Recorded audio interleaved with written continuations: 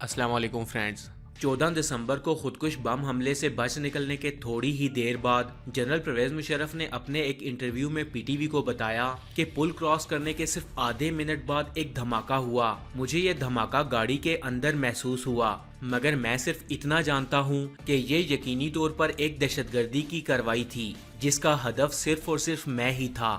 General Musharraf 14 دسمبر کو کراچی سے راولپنڈی پہنچے تھے۔ تھوڑی ہی دیر بعد جب جنرل مشرف کی گاڑی راولپنڈی میں 10 ہیڈ کوارٹرز کے قریب واقع جھنڈا چیچی پل سے گزری تو عین اسی وقت ان پر حملہ کیا گیا۔ جھنڈا چیچی پل پر ایک اندازے کے مطابق 250 کلو گرام دھماکہ خیز مواد نصب کیا گیا تھا۔ یہ پاکستان کے فوجی حکمران پر ہونے والا اس وقت کا سب سے بڑا قاتلانہ حملہ تھا، لیکن معاملہ یہاں رکا نہیں، بلکہ صرف 11 دن بعد دھماکے کی جائے وقوع سے تھوڑے ہی فاصلے پر ایک بار پھر دہشت گردوں نے اپنے 2 خودکش بمباروں کے ذریعے دھماکہ خیز مواد سے بھری ہوئی گاڑیوں کو اس ملک کے صدر کے قافلے سے ٹکرانے کی کوشش کی۔ ان حملوں کو ملا کر 4 بار جنرل مشرف پر قاتلانہ حملوں کی کوشش کی جا چکی تھی۔ انہیں سب سے پہلے 26 اپریل 2003 کو کراچی کی شارع فیصل پر نشانہ بنانے کی کوشش کی گئی۔ دہشت گردوں نے شارع فیصل پر ایسی جگہ پر ایک کھڑی گاڑی کو بم دھماکے سے اڑایا جہاں سے جنرل مشرف کا قافلہ گزر رہا تھا، اور اس حملے کے بعد 14 دسمبر کو راولپنڈی میں حملہ ہوا۔ اگرچہ ان حملوں میں کسی کی جان تو نہیں گئی، لیکن 25 دسمبر کے 2 حملوں میں 2 خودکش بمباروں سمیت تقریباً 14 افراد جاں بحق ہوئے۔ جب میڈیا نے سینئر سرکاری اور فوجی افسران سے رابطہ کیا تو انہوں نے فوراً اس بات کا اعتراف کیا کہ آرمی ہاؤس اور کور ہیڈ کوارٹرز کے قریب واقع انتہائی محفوظ فوجی علاقے میں ہونے والے ایسے سوچے سمجھے حملوں نے پرویز مشرف کی سیکیورٹی کے حوالے سے ایک بار پھر غور و فکر کرنے پر مجبور کر دیا ہے۔ ان ذرائع کو سب سے بڑی فکر اس بات کی تھی کہ آخر دہشت گردوں کو کس طرح ملک کے اندر جنرل پرویز مشرف کی نقل و حرکت کے بارے میں انتہائی خفیہ معلومات حاصل ہوتی ہیں، حالانکہ ان کے سفری راستوں کو کبھی بھی ظاہر نہیں کیا جاتا۔ گزشتہ 2 حملوں میں مشکوک افراد میں ایک رینجرز افسر اور ایک نیول ڈاکیارڈ کا رکن شامل تھا، اور اس کا مطلب ہے کہ دسمبر حملوں میں بھی نچلی سطح کے سرکاری افسران ملوث ہو سکتے ہیں۔ اس بات نے آرمی کے اسپیشل سروس گروپ یعنی SSG کمانڈوز کی کارکردگی پر سوال اٹھایا، جو جنرل مشرف کو ذاتی تحفظ فراہم کرنے کی خدمات سر انجام دے رہا تھا۔ حسب توقع یہ کمزوری بڑی سطح پر نوٹ کی گئی، اور 18 دسمبر کو جنرل مشرف نے ملٹری انٹیلیجنس کے عہدے پر موجود میجر جنرل طارق مجید کی جگہ اپنے military secretary major general Nadeem Taj کو تعینات کر دیا۔ دوسری جانب ابتدائی تفتیش میں چند ایسے معاملات بھی سامنے آئے جہاں سے سیکیورٹی کی ناکامی حیران کن تھی۔ دہشت گردوں کو 250 کلو گرام دھماکہ خیز مواد کو پل پر نصب کرنے اور اسے ریموٹ کنٹرول سے جوڑنے میں کئی گھنٹے لگے ہوں گے۔ اس پل کو اڑانے کے لیے جس مواد کو استعمال کیا گیا اسے C4 دھماکہ خیز مواد کہا جاتا ہے۔ فرینڈز، یہ ایک انتہائی اعلیٰ قسم کا دھماکہ خیز مواد ہے جسے پوری دنیا میں صرف آرمی استعمال کرتی ہے۔ اس دھماکہ خیز مواد کو جسے کسی بھی شکل میں ڈھالا جا سکتا ہے، پل کے پہلو میں 5 ایسی جگہوں پر نصب کیا گیا تھا جن کے نیچے پل کا بوجھ اٹھانے والے ستون نہیں تھے۔ یہ دھماکہ اس قدر زوردار تھا کہ مضبوط کنکریٹ کی ایک موٹی تہ پھٹ کر اڑ چکی تھی۔ فرینڈز، 2 قاتلانہ حملوں کے بعد جنرل مشرف کے سیکیورٹی سٹاف میں جو بے چینی پیدا ہوئی وہ ایک فل پروف سیکیورٹی منصوبہ تشکیل دینے کے مسئلے کے گرد گھومنا شروع ہو گئی۔ صدر پرویز مشرف کے حاصل سیکیورٹی پروٹوکول کو پوری دنیا کے سخت ترین سیکیورٹی پروٹوکولز میں سے ایک قرار دیا جا سکتا تھا۔ جنرل مشرف راولپنڈی اور اسلام آباد کے درمیان سفر کے لیے کشمیر ہائی وے تک پہنچنے کے لیے زیادہ تر رنگ روڈ کا استعمال کرتے تھے، کیونکہ اس طرح انہیں مصروف شہری علاقوں میں سے نہیں گزرنا پڑتا تھا۔ لیکن ان کے قافلے کے روانہ ہونے کے قبل پورے راستے میں سینکڑوں سیکیورٹی اہلکاروں کو تعینات کیا جاتا تھا تاکہ راستے میں ہونے والی کسی قسم کی مشکوک نقل و حرکت یا موجودگی کا جائزہ لیا جا سکے۔ چونکہ پلوں پر بم نصب کرنے کا سب سے زیادہ خطرہ ہوتا تھا، لہٰذا ان پر خاص طور پر نظر رکھی جاتی تھی۔ صدر مشرف کے قافلے کے ساتھ جہاں دیگر سیکیورٹی گاڑیاں اور ایمبولینسیں ساتھ چلتی تھیں، وہیں 20 SSG کمانڈوز پر مشتمل ایک ریپڈ ری ایکشن فورس کہلانے والا دستہ بھی تقریباً 45 سیکنڈز کے فاصلے پر پیچھے پیچھے چلتا تھا۔ انٹیلیجنس ذرائع کے مطابق ان کی روانگی کے آخری منٹ میں جنرل مشرف خود ہی فیصلہ کرتے تھے کہ وہ کس گاڑی میں سفر کریں گے۔ اس کے ساتھ ساتھ ہیلی کاپٹرز بھی معمول کے مطابق صدر مشرف کے سفری راستے کی کڑی نگرانی کرتے تھے۔ جنرل پرویز مشرف کے پاس ایک انتہائی محفوظ مرسڈیز بھی تھی، جسے اگر 4 پہیوں پر بنا ہوا قلعہ کہا جائے تو شاید غلط نہ ہوگا۔ کوئی بھی گولی اس گاڑی کی فولادی باڈی کو چیر نہیں سکتی تھی، بلکہ اس وقت صدر مشرف کے زیر استعمال یہ مرسڈیز کیمیائی اور حیاتیاتی حملوں کو جھیلنے کی صلاحیت بھی رکھتی تھی۔ بھلے ہی گاڑی کے ٹائروں سے پورا ربڑ اکھڑ بھی جائے، پھر بھی یہ گاڑی بھاگنے کی صلاحیت رکھتی تھی، اور اس کے ساتھ اس پر لگا 5 انچ موٹا بختر اسے راکٹ سے داغے گئے گرنیڈ سے بھی محفوظ رکھ سکتا تھا۔ لیکن دسمبر میں جنرل مشرف پر ہونے والے قاتلانہ حملوں کے بعد ان تمام تر سیکورٹی انتظامات پر سوالیہ نشان اٹھنے لگے۔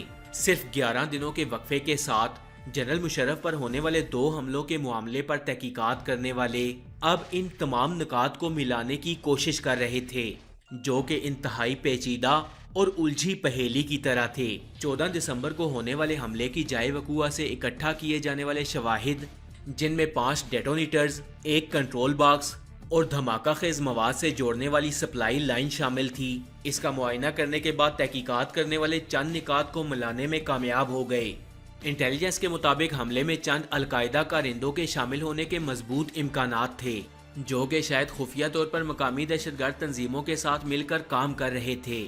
انٹیلیجنس نے یہ بھی بتایا کہ ہو سکتا ہے کہ 14 دسمبر کا حملہ ان دھمکیوں کی ایک کڑی ہو جو چند ماہ قبل القاعدہ کے سب سے بڑے رہنما نے مشرف کو دی تھی۔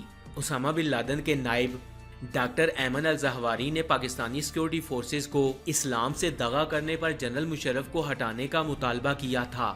اس مطالبے کو عربی چینل الجزیرہ پر 10 ستمبر کو نشر ہونے والے پیغام کے ذریعے پہنچایا گیا تھا، جبکہ 28 ستمبر کو ایک بار پھر العربیہ پر ایک پیغام کے ذریعے یہی مطالبہ دوبارہ سے پہنچایا گیا۔ ان 2 چینلوں کے مطابق انہیں ایک نامعلوم فون کے ذریعے الزہواری کا پیغام موصول ہوا، جو ممکن ہے کہ پاکستان سے ہی کیا گیا تھا۔ دسمبر حملوں کی تحقیقات کرنے والوں کا ماننا تھا کہ الزہواری کا پیغام نشر ہونے کے بعد القاعدہ پاکستان میں اور بھی زیادہ سرگرم ہو گئی۔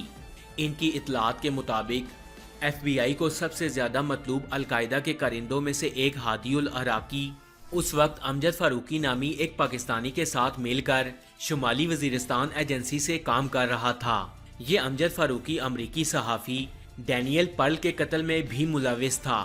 انٹیلیجنس کے مطابق ہادی مختلف پاکستانی شہروں، یہاں تک کہ کچھ عرصہ پہلے پاکستان کے شہر کراچی تک آ چکا تھا۔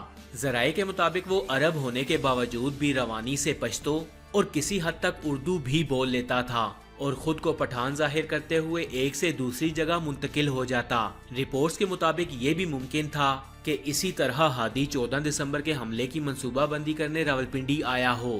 اسی طرح جنرل مشرف پر 25 دسمبر کو ہونے والے ان 2 خودکش حملوں کی ابتدائی تفتیش کے مطابق ان حملوں میں بریگیڈ 313 کے ممکنہ طور پر ملوث ہونے کی طرف بھی اشارہ کیا گیا۔ 313 5 دہشت گرد تنظیموں، جن میں جیش محمد، حرکت الجہاد الاسلامی، لشکر طیبہ، لشکر جھنگوی اور حرکت المجاہدین العالمی پر مشتمل ایک اتحاد تھا۔